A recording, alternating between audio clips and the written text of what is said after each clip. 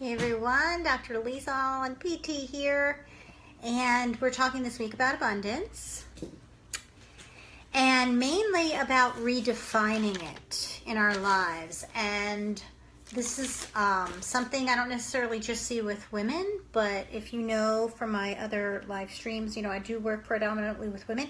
I don't necessarily see this only with women, but I see it very easily with women through conditioning and also, honestly, at this point in the game, your own lack of personal development. I'm going to call it where it is.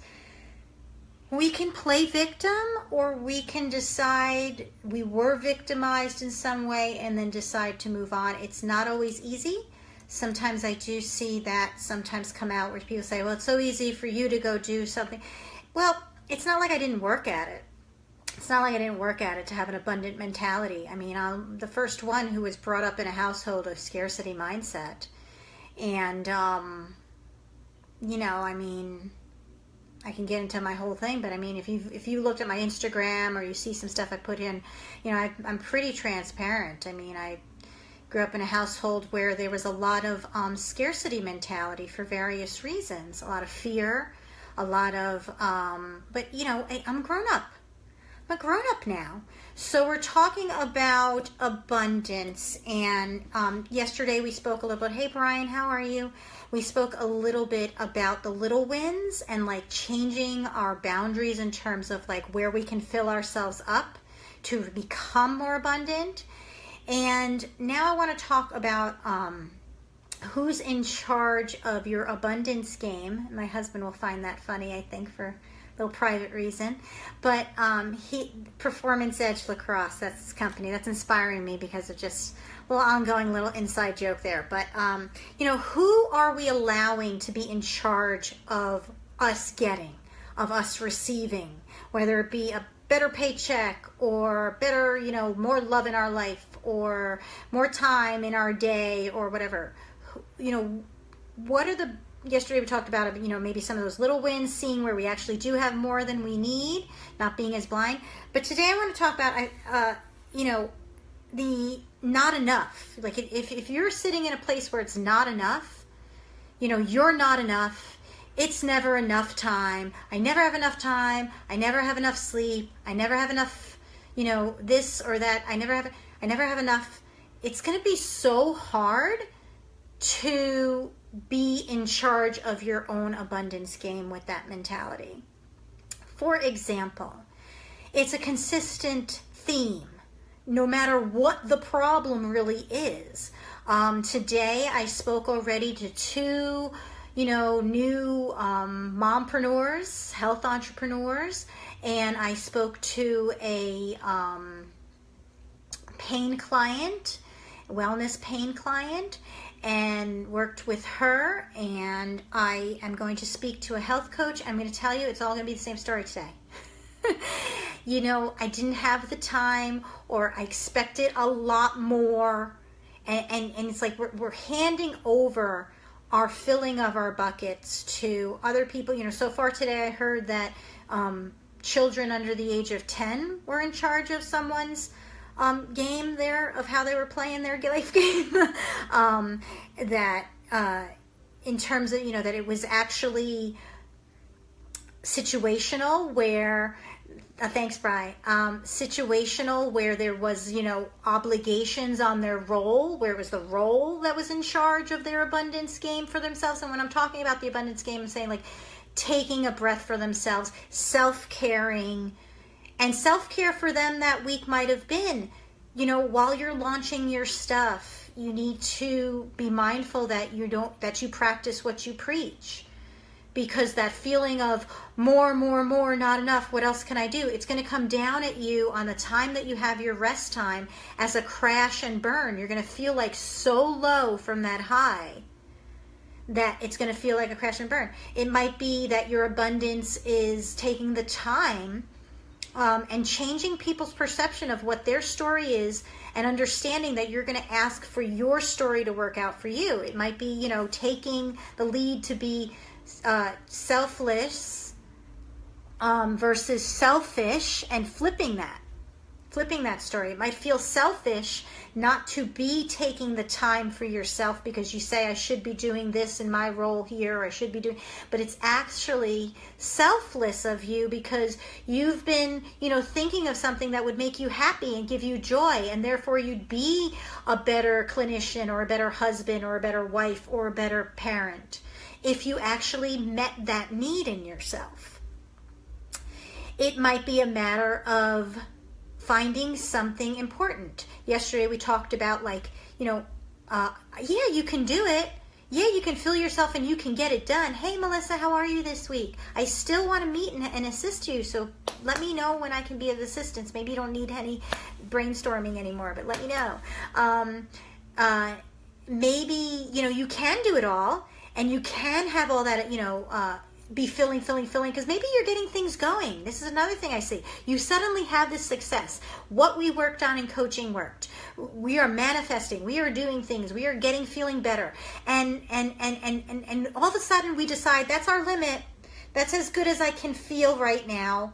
And so I'm going to stop doing all that other stuff that was working, and I'm just going to ride this wave out until I'm so depleted again where I have to fill that bucket back up. So again, this is all dysfunctions in that same thing of an abundance mindset. And it's not necessarily we're in scarcity. We might still be opening our eyes to abundance and filling ourselves, but it's like all or nothing. And it's not consistent. And we're not creating pockets of consistency. And boundaries on too much is just the same as being never enough. They're actually the same thing. Because if you don't create boundaries on too much, then you're going to go to that crash because, you're cyclic and you're going to need to refill at some point, whether you believe you're, the one unicorn in the whole world that never needs sleep and still can be chipper and 100% on her game or his game. You're not. It's going to crash. And then you're going to, not be enough. Then you're going to fulfill that story. I'm not enough. And you're going to fall back into scarcity. So until we create that space to be abundant, until we decide we're in charge of our own abundance game, which means that we go into conversations saying to ourselves, the outcome of this conversation is going to be going the way I need it to be for me right now, where I'm at, accepting where I'm at, what I need, and that I'm not going to feel weak on it until we go into that conversation to get and fill on that. We're going to make compromises. So, where are you? Where are you in that abundance equation? Where are you in that abundance mentality? Because, sometimes it's not just black and white. Sometimes it's not an abundance mentality or scarcity mentality. Sometimes I'm working into that abundance mentality, but I've been so long in a scarcity mentality that I literally will self-sabotage myself when I'm feeling some abundance. I will start getting those clients. I will start seeing things pick up in the way I want it. I will start making money. And then all of a sudden I'll say, oh, that's enough. Subconsciously maybe. That's enough. I feel good enough. I feel good enough so I don't have to go to yoga class. I feel good enough so I can miss my physical therapy appointments. I feel good enough with my money game so I can just start being sloppy with it again and not giving to myself and paying myself first.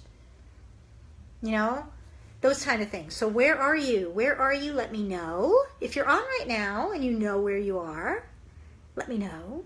I'll wait a second. Otherwise, if you're watching this next time, answer in, let me know, or just think about it. Again, I'm provoking thoughts, and all of this is leading up to digging deeper and juicier in my Guru Goddess Tribe. Because the Guru Goddess Tribe is going to be an online private community where we can be there for each other in this way and have these conversations. Brian said that he is at inconsistent for sure. Yeah, we have to get that consistency game on. And it could be now, right? I really want to be on at 1 o'clock on Monday, Wednesday, Tuesdays, and Wednesdays. But I'm not organizing the rest of my stuff to make sure that happens. I need to cut off where my clients and I need to keep to certain things to make that happen. But you know what? I'm being consistent. I'm coming on Monday, Tuesdays, and Wednesdays anyway, if I can, unless there's just, and then I have to have my boundaries, right? Monday, didn't feel it, wasn't going to just do it. I had nothing to say, and therefore I'm not going to take your time and say nothing. That's not good for me connecting and wanting you to work with me, and it's not good for me having these conversations. There's nothing there. But Tuesday and Wednesday, yes, I came on late. Depleted, Melissa says. Oh, yeah, it's tough. You know, at this transition time, we have to own ourselves and our cycles here. Winter into spring is like tough. Like, we literally, next year, Melissa, I want you to talk to me about looking into that adrenal thyroid revolution information. Our metabolism and everything as a woman, we need to really hone into that. Overthinking, she says. Yes, overthink. There's so much energy going on in here.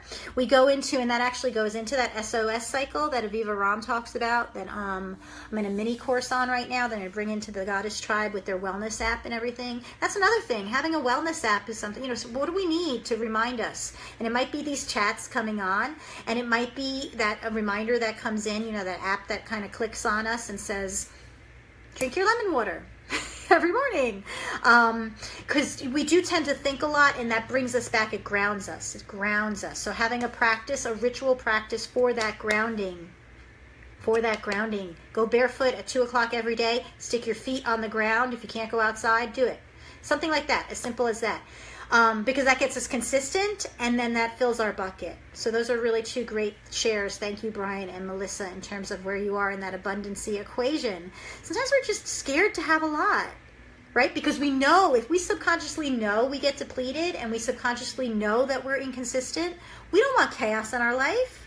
The universe is chaotic, but we're constantly seeking some sort of organization and some sort of grounding. That's where we grow best. So that's where right away, right off the bat, if you can make any little bit, all of a sudden you're going to see things work out. I can't just say this to you. You need to be your own scientist and experiment.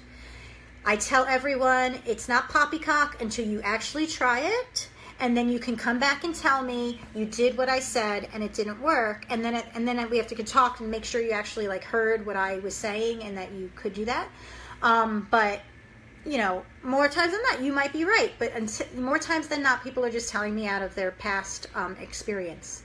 Habits, Melissa says. Exactly. Like, oh, God. How I'm even sitting here, habit. Like, looking at my iPhone, habit. I mean, oh, they are so powerful. The mind, the body follows the mind. Your life follows the mind. Your finances follow the mind. Your relationships follow the mind. And I want you to think back, because there's truth. I'm not just saying this, like, you got to get hold of your habits. And then you have to create, instead of saying, we don't want to be with loss, we don't like it. So we might say, well, let me just add something in, because we like to fill our plates, right? We love the buffet. Even though we don't might not like the food at that place, we hear it's a buffet and we go buy the damn thing, right? If I don't have the healthy habits, chaos happens. So true. So true. If you don't have healthy habits in your body, in your mindset, in your approach to money, in your approach to relationships and communication, very awesome wisdom coming from Melissa today. Awesome. Thank you so much. Well, I'm going to end it there. I'm going to leave you with that thought process. Let me know. Come back in the chat if you think of something new, because somebody else might read it later and really get inspired by that. And I appreciate that. That's why I love these live streams, because I am all about just like sparking your wisdom coming out to others, because we're not going to do this alone. We cannot wait for the government or me to go to school or get my act together to get enough money or get enough time in my life to go to school and then find ways to advertise to you so that you get this information. Conversations, everyday conversations. We'll finish it off with Melissa. When chaos happens, overwhelm happens. And when overwhelm happens, I don't happen. I love that. I'm going to put you on a meme on my Instagram. That's awesome. Or is that one of yours? Is that one of yours? Love it. It should be, if it's not. If I don't see it in the next 3 or 4 days, I'm going to grab it and quote you on my Goddess Wisdom 101. All right, guys. I'm going to head out. I got another appointment coming up. But think about that and let me know what you think. All right. Take care. Bye.